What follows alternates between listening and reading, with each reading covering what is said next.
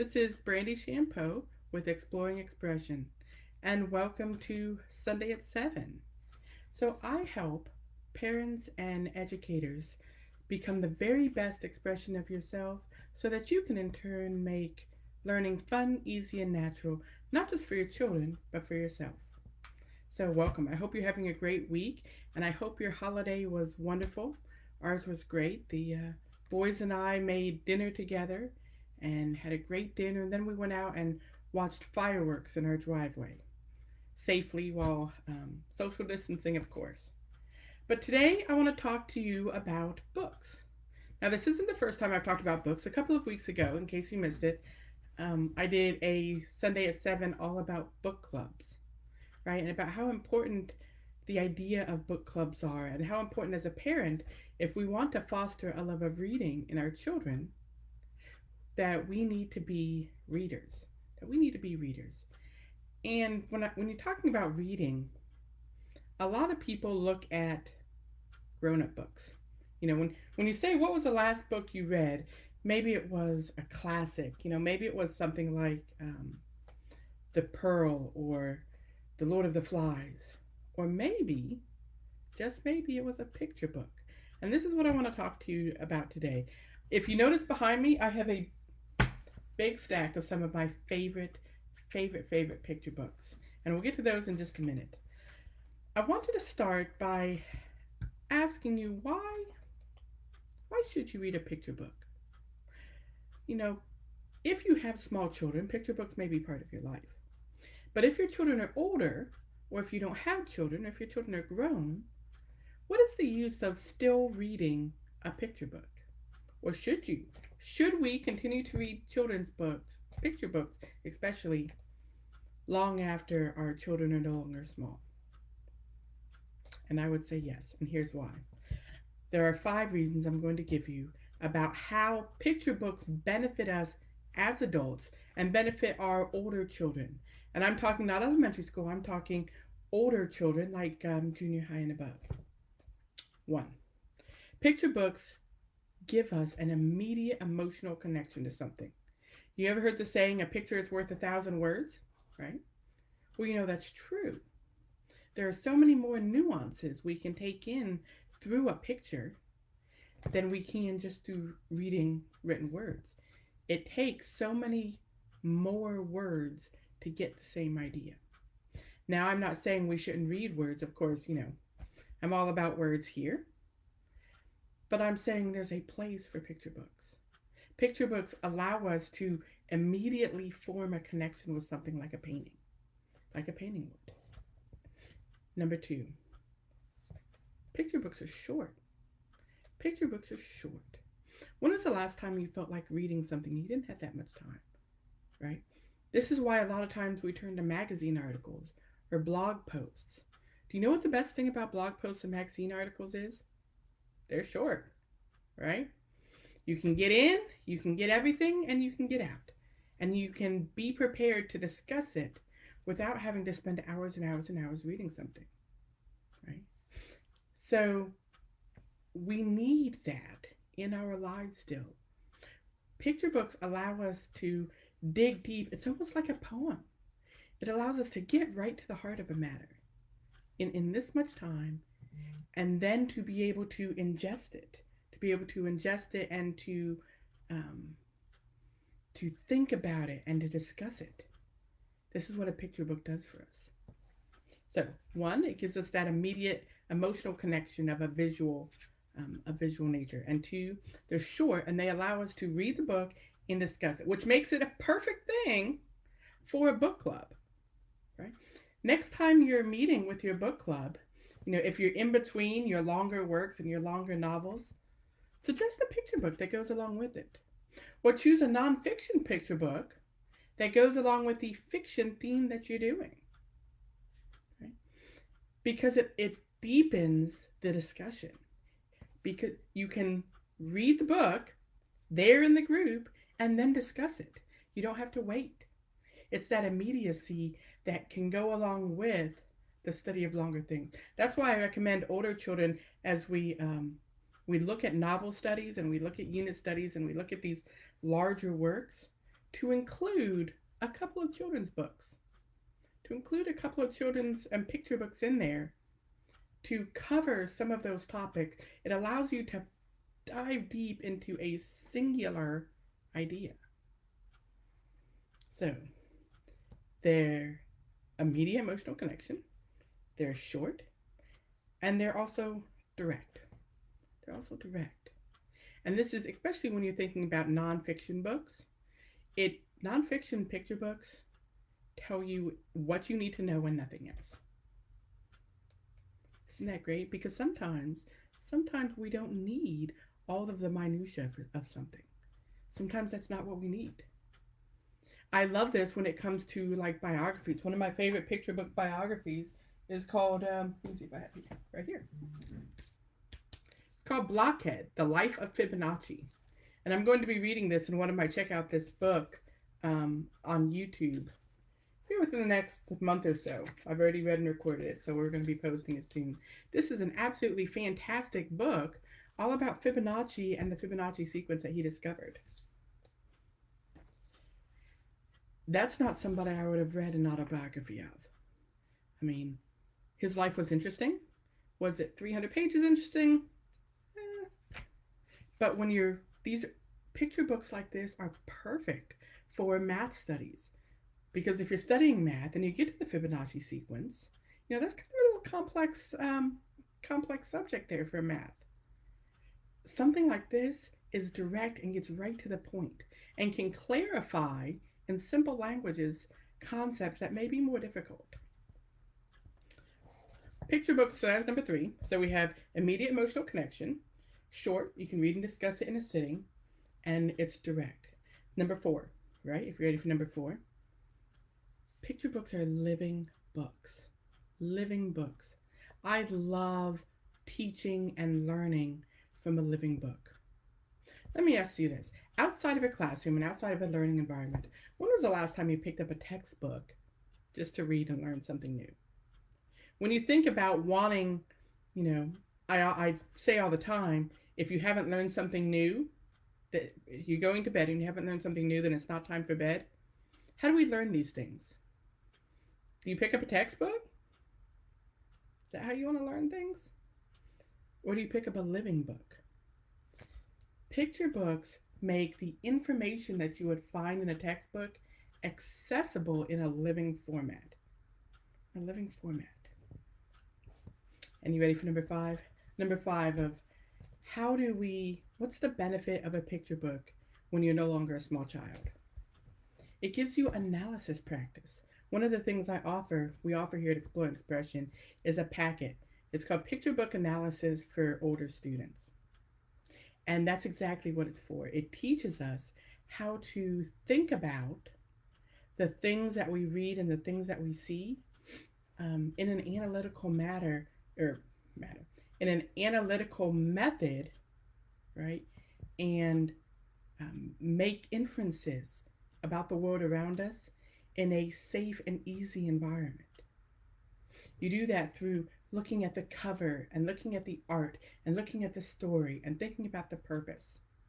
All of these things you can practice in this much time for a picture book. And you can practice them again and again and again and again and again. Instead of spending 3 or 4 weeks analyzing a single novel, in that same amount of time, you could have analyzed a dozen picture books. Think how much extra practice of that particular skill that you're getting in there. Picture books. I love them. And everybody has their favorites. What are your favorite picture books? Think back. What are the picture books that you love and that when you're scrolling through a bookstore or when someone comes over, you see this book on the shelf and you just have to pick it up and read it? Maybe a Dr. Seuss book or a Berenstain Bears book. Perhaps a Shel Silverstein. We read Shel Silverstein over and over and over. Love it. So, what I want to share with you are a couple of my favorites, and I want to talk for just a second about what I look for when I'm buying picture books for my children and for myself, because I read them every day, just like I read them to my sons every day. I read them to myself every day because I love them. I love books. I love books of all sorts. And as a reader, just because you're an adult and a reader does not mean you have to only read adult books, right? Just because, let me say that again. Just because you're an adult does not mean you only have to read adult books. Nancy says she loves all the golden books. Remember those, the golden books? They had the fairy tales, Hansel and Gretel, and the Gingerbread Man. When was the last time we read the Gingerbread Man? You know, one of the things I love about children's books is, I'm going to pull this pile over here because I'm going to talk about this. Oh, look at that. One of the things I love about children's books is a lot of times you can learn about fables and folk tales. These are the tales of our culture. You know, the stories that weave the fabric of our culture, cultural narratives, a lot of times you can experience through children's book. This one is called The Ruler of the Springs, A Tale from Brazil. And we actually received this in our Atlas Crate, that we do. And it's a fantastic folk tale from Brazil in a children's book format. Look at that. Look at the art in there. Not only can you do folk tales, but you can approach difficult to talk about subjects. Like this one. This is called I'm Loving the Skin That I'm In.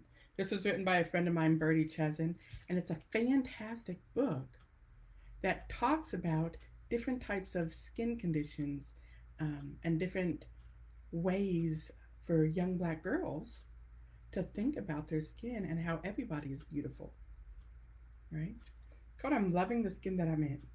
Have you ever heard of vitiligo? It's very interesting. It's a very interesting thing.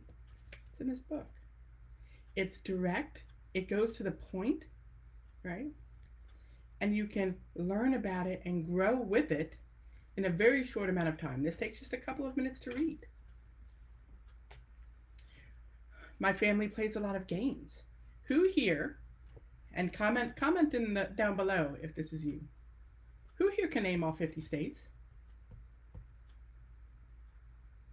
Can you? You know, one of the best games we have is called the Scrambled States of America. And it's a game where we learn the 50 states. And we got the idea from this book. This book is fantastic. It's so funny. It's called the Scrambled States of America. And it's all about what would happen if the states decided to change places. And adorable. It's a great way to learn simple things that as an adult, a lot of things that you think and you go, you know, I wish I'd have learned that. I should have learned that. Well, there's no time like the present. If you don't know all the 50 states, there's no time like the present to learn. Learn something new every day. This is how we grow, right? This is how we grow and get better. Let's see what else. Oh, The Existential Giraffe. I love this book. This is about a giraffe that's having an existential crisis. Do you know what an existential crisis? I didn't really know what that was until I read this book. It's all about this giraffe who isn't sure if he's really a giraffe or if he just thinks he's a giraffe and is really something else. That's a really, it's a psychological quandary. Are you what you are, or are you what you are because you think you are? Does thinking mean you exist? This book explores that. It's simple, it's direct, even better, it's short, right? And when you're reading something like Thoreau or Aristotle or Socrates, you know, these are things that adults, when we say we want to read philosophy, this is what we look to. We would look to these heavy tomes of philosophy that a lot of times can be very confusing. Picture books, right? Just a couple more. We're not going to do this one. Oh, I love David Macaulay. If you're ever into architecture and history, This is one of the best series. He has city and pyramid and like Roman buildings. And it's a picture book all about how they build different pieces of architecture. Think about what you like to do. If you're an artist, there are picture books for that. If you're an author, there are picture books for that.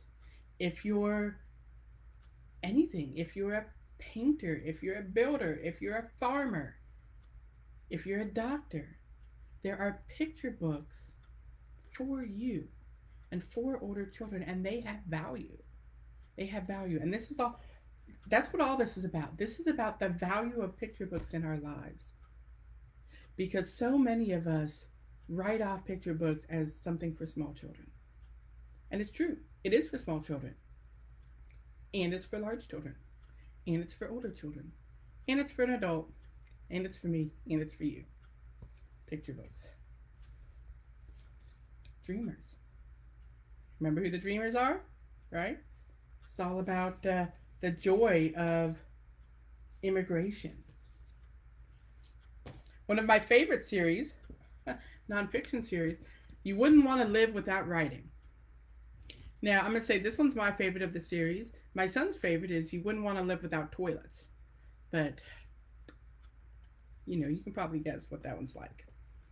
I love You Really Want to Live Without Writing, and these are great. They're packed full of information.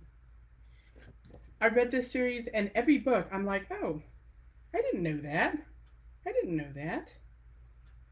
I learned so much in the 5 to 10 minutes it took me to read this book that it would have taken me 2 or 3 full-size adult books to get the dialed down data that you can get in a picture book.